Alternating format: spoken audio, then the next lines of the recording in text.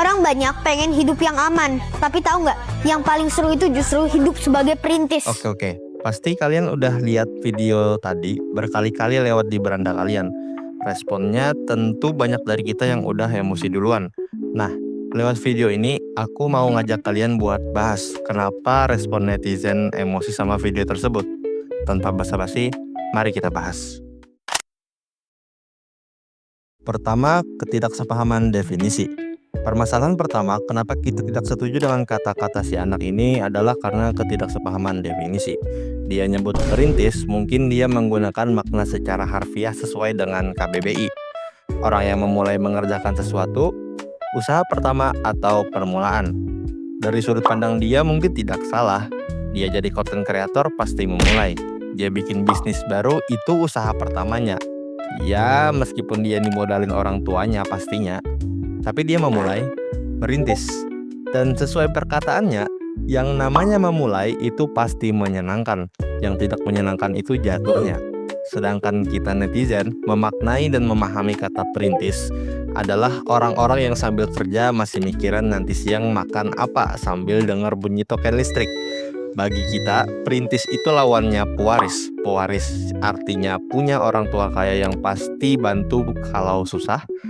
Perintis artinya kita nggak punya siapa-siapa buat backup kalau kita lagi jatuh. Perintis yang pernah terpaksa makan nasi pakai garam supaya bisa bayar kontrakan.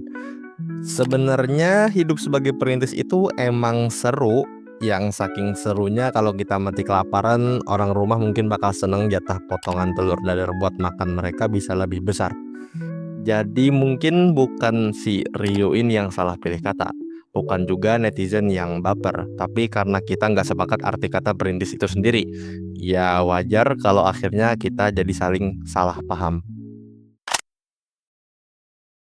Yang kedua, kredensial atau hak ngomong.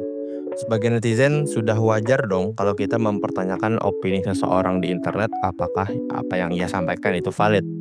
Hal pertama yang umum kita lihat adalah kredensialnya. Misalkan, ahli gizi bilang telur itu ada proteinnya. Kita langsung percaya. Kalau yang bilang begitu adalah tukang tambal ban, pasti kita ragu dengan ucapannya dan mempertanyakan kredensial orang tersebut.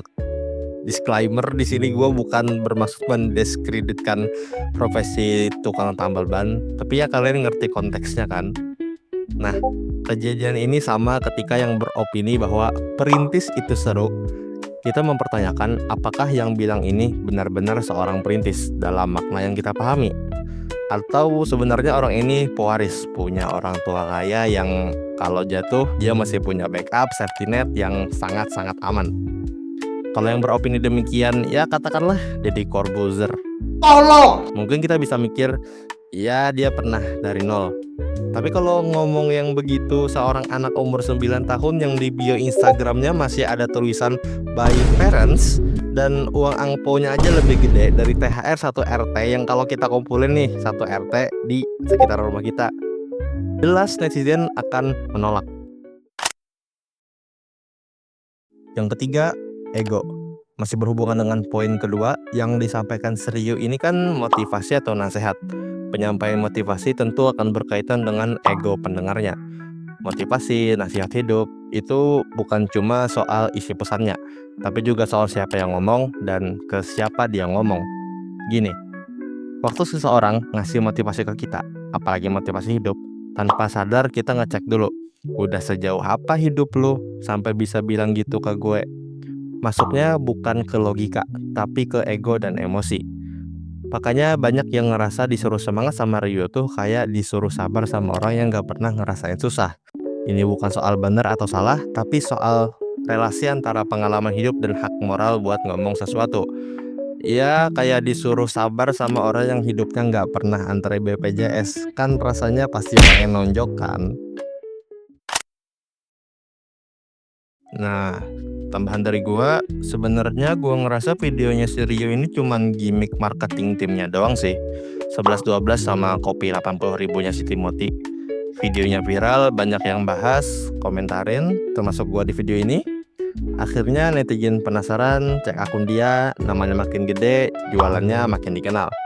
Sebenarnya strategi rage baiting buat engagement farming, Ini udah ada dari lama, sudah eksis sejak era forum internet. Makin berkembang setelah 2010-an dan jadi industri besar setelah media sosial mulai memberi insentif, tapi masih tetap relevan sampai sekarang. Jadi sebenarnya bisa aja si anak ini nggak sepenuhnya salah, tapi reaksi kita juga bukan sekedar baper. Semua ini tentang makna, siapa yang ngomong dan kapan itu disampaikan. Dan kalau memang ini strategi marketing, ya selamat, mereka berhasil bikin kita ngomongin ini. Tapi di luar itu semua, semoga kita bisa lebih bijak nanggepin dan juga lebih hati-hati kalau ngomong. Karena kadang masalahnya bukan pesannya, tapi siapa yang menerima dan gimana mereka nangkap. Gimana pendapat kalian? Kalau gua ada salah, tolong koreksi gua di kolom komentar. Jangan lupa like dan subscribe. Gua Bebek, see you next time. Bye.